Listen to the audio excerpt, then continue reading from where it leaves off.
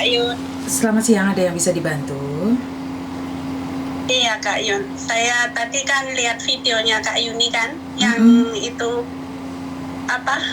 Cece yang hamil suaminya nggak mau mengakui itu. Saya mau kasih, ini pengalaman terjadi sama saya Kak Yuni sebelumnya. Oh, oke. Jadi ingat ya, telepon masuk ke saya secara langsung dan tidak langsung masuk di YouTube sama di Facebook. Jadi hati-hati, jangan pernah menyebut nama siapapun, termasuk namamu sendiri, karena saya tidak ingin setelah viral kalian minta take down. Oke, silakan ceritakan pengalaman jenengan. Iya, dulu saya pun pernah kejadian itu sama Cece-nya ini Kak Yuni. Oh, gimana? Tapi dulu posisinya saya belum keluar negeri, masih di Hong Kong. Belum di Hong Kong, masih di kampung. Ada apa dengan cerita Anda? Iya, karena tahu sendiri Kak Yuni kan kalau di kampung itu kan keadaannya ya begitulah. Ya. Cukup buat makan gitu. Dan waktu itu saya udah punya anak 2 Kak Yuni. Oke. Dan saya itu udah KB yang suntik 3 bulan itu. Oke. Tapi Allahualam terus saya hamil lagi Kak Yuni. Oke, sudah KB tapi tetap hamil. Terus? Tetap hamil. Dan suami itu marah besar Kak Yuni. Loh. Oke. Dan nggak mau anak ini. Oke. Terus? Iya, dan posisi saat itu saya itu di rumah mertua. Belum punya rumah sendiri, belum mandiri gitu loh. Dan suami pun kerja cukup untuk makan lah kalau di kampung itu. Betul. Gitu. Sampai saya itu hampir tiap malam Kak Yuni itu nangis. Oke. Karena suami nggak mau, bener-bener nggak mau dan nggak mau menyentuh saya waktu itu. Oke. Bukan dia mencurigai saya, enggak, karena memang dia merasa anak ini udah 2 itu udah beban gitu loh. Terus saya tambah 1 lagi dalam perut itu, dia merasa kayak nggak mampu gitu loh. Oke. Terus? Tapi saya bertahan Kak Yuni. Sampai saya melahirkan. Wah. Walaupun saya dicuekin. Dan anak yang saya nomor 2 waktu itu masih umur 2 tahun Kak Yun. Oke. Jadi kayak menderita banget gitu loh. Udah hidup di rumah mertua, ekonomi pas-pasan, mengandung kayak nggak diperduliin gitu. Ayo, dengarnya perih ya. Oke, terus? Pokoknya perih banget gitu. Sampai saya itu melahirkan umur 2 bulan Kak Yun. Saya tinggal ke PT. Umur 2 bulan. Umur 2 bulan kamu tinggal ke PT. Terus? Iya, saya kasih mertua saya kalau ngerawat anak saya. Saya mau cari kehidupan biar anak saya sekolah. Oke. Saya bilang tuh, akhirnya saya bertahan di PT. Allahualam Mbak Yun. 2 bulan saya di PT itu saya dapat terbang. Wah, anakmu masih umur 4 bulan. 2 bulan. Saya tinggal ke PT, jadi 2 bulan saya di PT. Berarti 4 bulan? Iya, saya terus ke Hong Kong sampai saat ini. Saat ini anak saya yang nomor 3 itu sudah kuliah, Kak Yun. Sudah umur berapa? 19 tahun. Kenapa masih ada air mata di sana? Iya, karena saya tadi terbawa mbaknya tadi untuk bertahan, jangan sampai digugurkan. Karena anak membawa rezeki masing-masing, bener nggak? Iya Mbak Yun, anak yang tidak diinginkan bapaknya sekarang jadi kebanggaan bapaknya. Jadi nangis nih saya.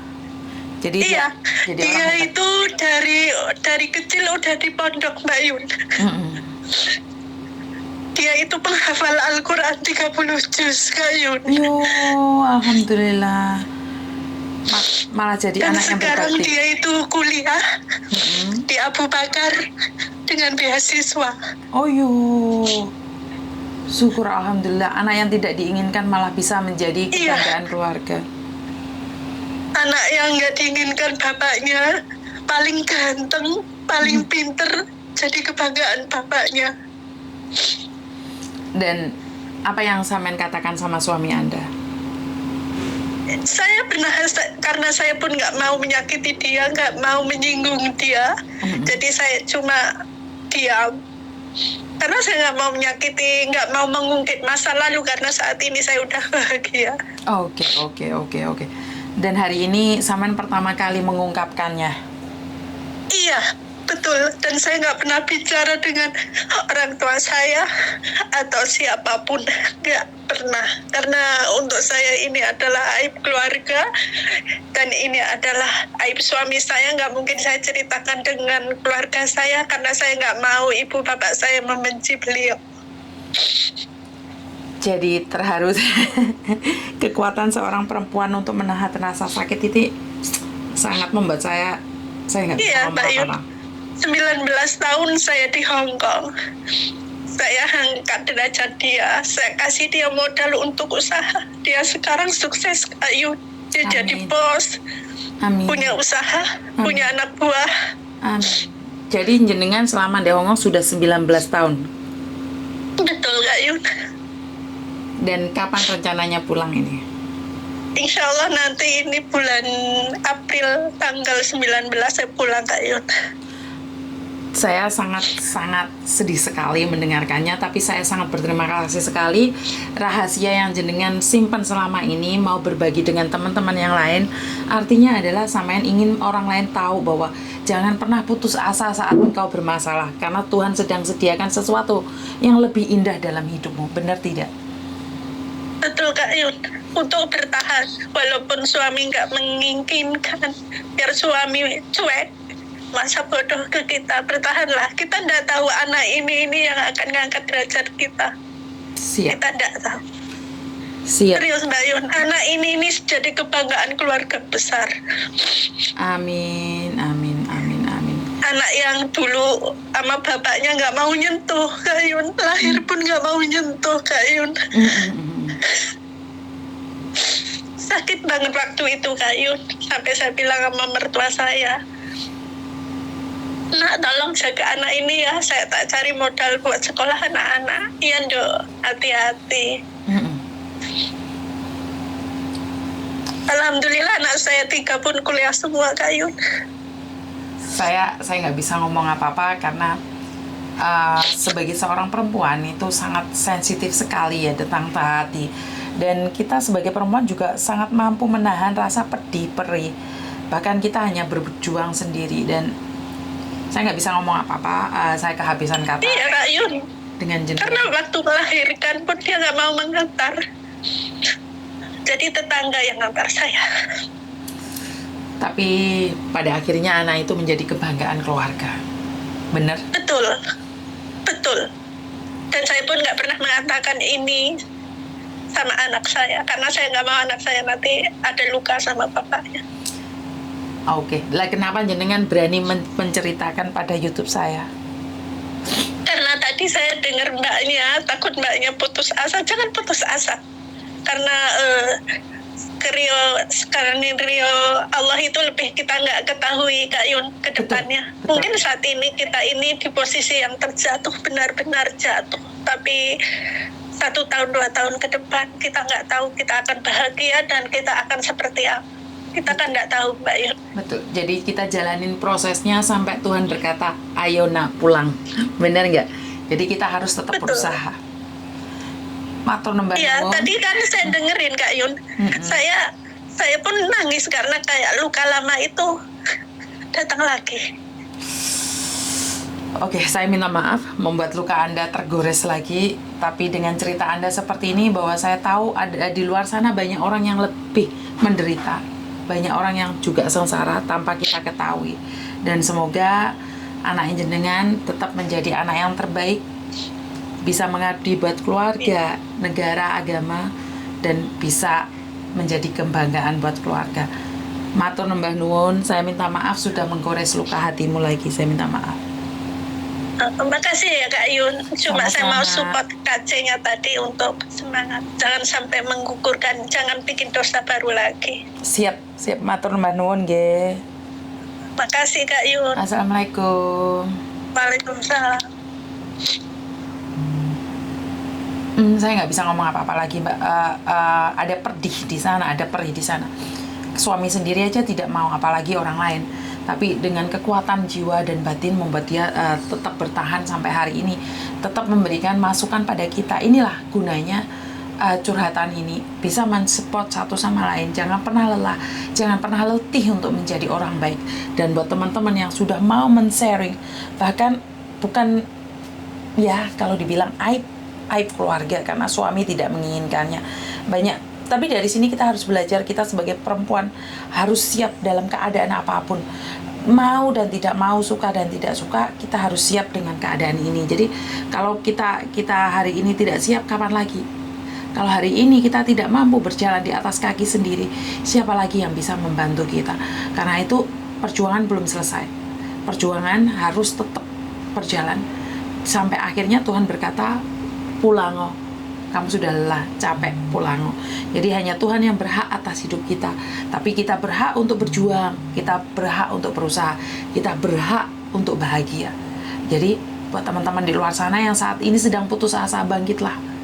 Saya tahu kalian lelah, saya tahu kalian capek, saya tahu kalian kecewa, saya tahu kalian hancur, saya tahu kalian sedang terpuruk. Tapi Anda harus tahu bahwa perjuangan masih belum selesai. Tujuan kita keluar negeri bukan ingin menghancurkan diri sendiri, tapi tujuan kita keluar negeri adalah membahagiakan orang-orang di sekitar kita. Saat kita terjatuh, tidak ada masalah. Kita harus tetap bangkit, kita harus tetap berjuang. Dan buat keluarga saya yang ada di Indonesia, keluarga Anda yang di Indonesia, dengarkanlah jeritan hati kami, dengarkanlah luka kami. Apa yang kami punya hari ini, itu buat keluarga. Ya mungkin sebagian dari kami ada yang melakukan kesalahan hingga keluarga yang di Indonesia mengatakan bahwa kami ini nakal. Tapi tahukah Anda, di antara 1000 mungkin cuma 1. Tapi kami terkena kambing hitamnya. Dan lihatlah, kami bangun pagi jam 5. Di saat kalian semua masih tidur di rumah, kami sudah bangun. Kami menyiapkan bekal buat anak majikan, buat keluarga majikan, kita menyiapkannya. Bahkan sampai jam 12 malam saat Anda sudah tertidur, kami yang ada di Hongkong sini masih tetap bekerja. Jadi saat Anda belum bangun, saya sudah terbangun untuk bekerja. Dan saat Anda sudah tidur, saya masih belum tidur karena saya harus bekerja. Dan buat saudara dan keluarga kami yang ada di Indonesia, kami hanya butuh kasih sayangmu sedikit aja, waktumu sedikit aja untuk berbicara dengan kami. Tanyakan kabar kami, apakah kami baik-baik saja, apakah kami sehat, apakah kami bahagia. Tanyakan itu pada kami, jangan hanya uang kami saja. Karena SMS kalian mungkin tidak saya baca secara cepat, mungkin telepon saya tidak bisa ngangkat secara cepat, karena kami di sini bekerja bukan di kantor yang harus membuka ataupun yang bisa melihat setiap saat HP kami. Kami HP-nya dikantongin. Bahkan ada sebagian majikan yang telah merampas HP kami, kebebasan kami. Kenapa kami tetap bertahan? Karena kami ingin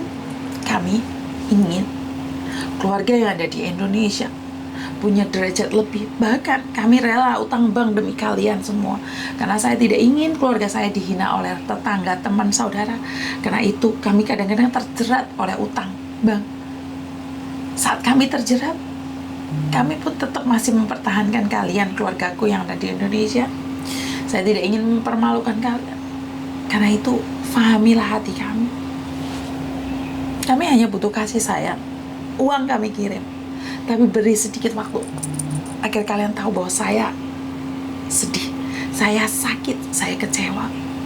Bantu kami doa, bantu kami untuk berbicara agar hati kami tidak hancur lebur. Jadi buat keluarga yang ada di Indonesia, I love you. Konten ini saya dedikasikan buat kalian semua yang merasa keluarganya ada di Hong Kong. Dan itu aja dari saya, kurang lebihnya saya minta maaf. Wassalamualaikum warahmatullahi wabarakatuh. Berkat Tuhan mengalir atas hidup kita semua. Semoga semua makhluk hidup bahagia dan terima kasih. Bye-bye.